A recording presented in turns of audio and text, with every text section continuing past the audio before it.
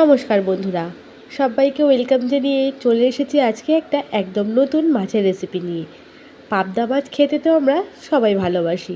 এই এমন একটা মাছ যেটা ছোট থেকে বড় সবারই কিন্তু প্রিয়। আজ সেই পাবদা মাছেরই ঝাল তৈরি করে তোমাদের দেখাবো। এখন তো খুব গরম, এই গরমে কম মশলায় আর সুস্বাদু একটা রেসিপি ঝটপট তৈরি করে নেব। মাছটাকে ধুয়ে ভালো করে পরিষ্কার করে নিয়েছি, আর অবশ্যই নুন হলুদের পাশাপাশি মাছের গায়ে কিন্তু সামান্য সর্ষের তেলও মাখিয়ে নিয়েছি। তার কারণ পাবদা মাছ ভাজতে গেলেই তো ভীষণ ফোটে। দেখতেই পাচ্ছ পাবদা মাছ ভাজার সময় কতটা সাবধানতা আমি অবলম্বন করছি। আর এখানে খানিকটা পেঁয়াজ আর টমেটো কুচি করে নেব। অবশ্যই তোমরা যখন পাবদা মাছ কাটবে ঢাকনা দিয়ে তো অবশ্যই ভাজবে, গায়ে কিন্তু অবশ্যই একটু তেল মাখিয়ে নেবে। আর অবশ্যই সাবধানতা অবলম্বন করবে, না হলে কিন্তু আমার মতনও বিপদ হতে পারে। তো কি বিপদ হয়েছিল পাবদা মাছ ভাজতে ভাজতে সামনে তোমাদেরকে দেখিয়ে দেব। তো দেখো এখানে পেঁয়াজ কুচি করে নিয়েছি, এবার অর্ধেকটা টমেটো আমি এখানে কেটে টুকরো করে নেব।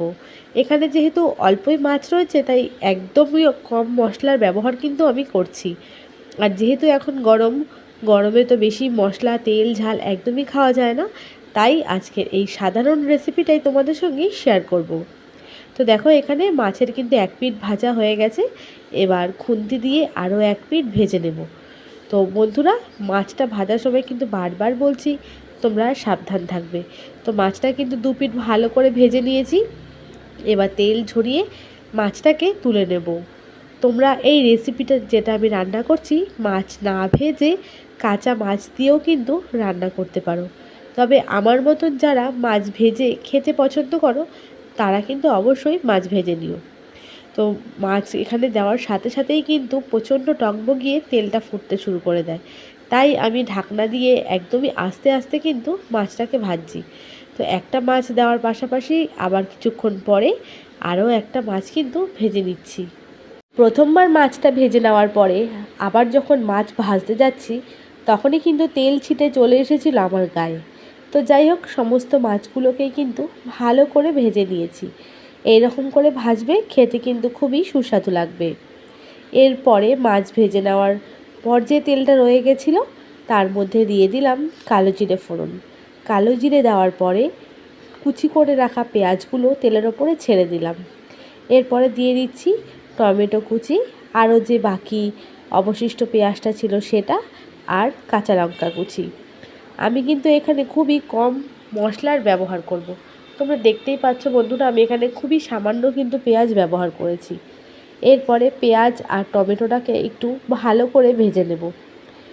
পেঁয়াজ আর টমেটোটা যাতে তাড়াতাড়ি ভাজা হয়ে যায় আমি সামান্য লবণও কিন্তু এর মধ্যে দিয়ে দেব। এরপরে আমি কিন্তু এখানে বাটা মশলার ব্যবহার করব, যেটা হচ্ছে আদা বাটা। এর মধ্যে আমি রসুনের ব্যবহার করিনি, তোমরা চাইলে কিন্তু এখানে রসুনের ব্যবহারও করতে পারো। তো পেঁয়াজ আর টমেটোটা বেশ ভাজা হয়ে এসেছে, এর মধ্যে আমি একদমই সামান্য হাফ চামচেরও কম এখানে আদা বাটার ব্যবহার করছি।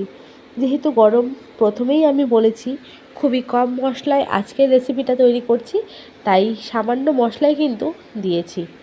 তো আদা বাটাটা হালকা ভাজা হয়ে যাওয়ার পরে দিয়ে দেব সামান্য জল। জলটা দেওয়ার কারণ হচ্ছে আমি এখানে এখন গুঁড়ো মশলার ব্যবহার করব, তাই জন্য জলটা দিয়ে দিলাম যাতে তেলের মধ্যে গুঁড়ো মশলাগুলো পুড়ে না যায়। দিয়েছি পরিমাণ মতন হলুদ, সামান্য লঙ্কার গুঁড়ো আর সামান্য জিরের গুঁড়ো। পরিমাণটা তোমরা তো দেখতেই পেলে। এবার সমস্ত মশলাটাকে সামান্য সামান্য জল দিয়ে কিন্তু ভালো করে কষিয়ে নেব। একটা কথা সবসময় মাথায় রাখবে, যত ভালো করে মশলা কষানো হবে তত ভালোই কিন্তু মাছের ঝোল কিংবা যে কোনো তরকারির স্বাদ ভালো হবে। তো মশলাটাকে কষিয়ে নিচ্ছি, আর দেখো এখানে তেল ছেড়ে এসেছে। এরপরে দিয়ে দিলাম একদমই সামান্য, সব সময় তো সর্ষে বাটা দিয়ে পাবদা মাছ খাওয়াই হয়, একবার পোস্ত বাটা দিয়েও পাবদা মাছ এইভাবে করে দেখতে। পোস্ত বাটা দিয়েও পাবদা মাছ খেতে দারুণ সুস্বাদু লাগে।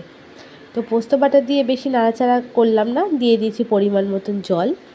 জল দিয়ে বেশ ভালো করে ফুটে আসলেই ভেজে রাখা মাছগুলো ওপর থেকে দিয়ে দেব। বন্ধুরা, এই রেসিপিটা কিন্তু তোমরা গরম ভাতের সঙ্গে অবশ্যই ট্রাই করবে। ফ্রাইড রাইসের সঙ্গেও কিন্তু খাওয়া যায়, তবে ফ্রাইড রাইসের থেকে গরম ভাত দিয়েই কিন্তু বেশি ভালো লাগবে। এরপর খুন্তি দিয়ে হালকা নাড়াচাড়া করে একটু ঢাকা দিয়ে দেব, যাতে মাছগুলো ভালো করে সেদ্ধ হয়ে যায়। আর যেহেতু এটা গা মাখা রেসিপি, তাই জলের পরিমাণটা কিন্তু একটু বুঝিয়ে দিতে হবে। তো বেশ খানিকক্ষণ ফোটার পরে ঢাকনা খুলে নিয়েছি, দিয়ে দিলাম 2টো চেরা কাঁচা লঙ্কা। এরপরে স্বাদ মতো নুনেরও ব্যবহার করেছি, দিয়ে ভালো করে একটু খুন্তি দিয়ে কিন্তু মিশিয়ে নেব। আর কিছুক্ষণ টকবগিয়ে ঝোলটা কমিয়ে নিলেই কিন্তু আমাদের পাবদা মাছের রেসিপি একদম তৈরি হয়ে যাবে। আবারও কিছুক্ষণের জন্য ঢাকনা দিয়ে দিলাম মাছটা রান্না হওয়ার জন্য।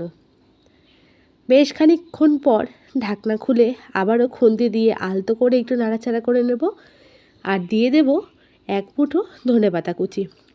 এই ধনেপাতার জন্যই কিন্তু এই মাছের মধ্যে একটা আলাদাই ফ্লেভার আসবে। ধনেপাতা দিয়ে আবারও একটু ভালো করে নাড়াচাড়া করে নেব, আর ধনেপাতার ফ্লেভারটা যাতে মাছের মধ্যে সম্পূর্ণরূপে যেতে পারে তার জন্য আরও কিছুক্ষণ ভালো করে ফুটিয়ে নেব। বন্ধুরা, তোমরা কিন্তু গরমে অবশ্যই পাবদা মাছ দিয়ে এই রেসিপিটা একদিন ট্রাই করে দেখতে পারো, ভালো লাগবে গরম ভাতের সঙ্গে খেতে। আবার কিছুক্ষণের জন্য ঢাকনা দিয়ে দিলাম, দিয়ে স্ট্যান্ডিং টাইমে রেখে দেব। বেশ খানিকক্ষণ পর আবারও ঢাকনা খুলে নিয়েছি। তো মাছটা কিন্তু আমাদের এখনও একদমই নেভা আছে, কিছুক্ষণের জন্য রয়েছে। এরপরে আমি খুন্তি দিয়ে আবারও আলতো করে নাড়াচাড়া করে গ্যাসটাকে অফ করে দেব। তো তৈরি হয়ে গেল পাবদা মাছের ঝাল, খুবই কম মশলায়, গরমের জন্য একদম উপযুক্ত।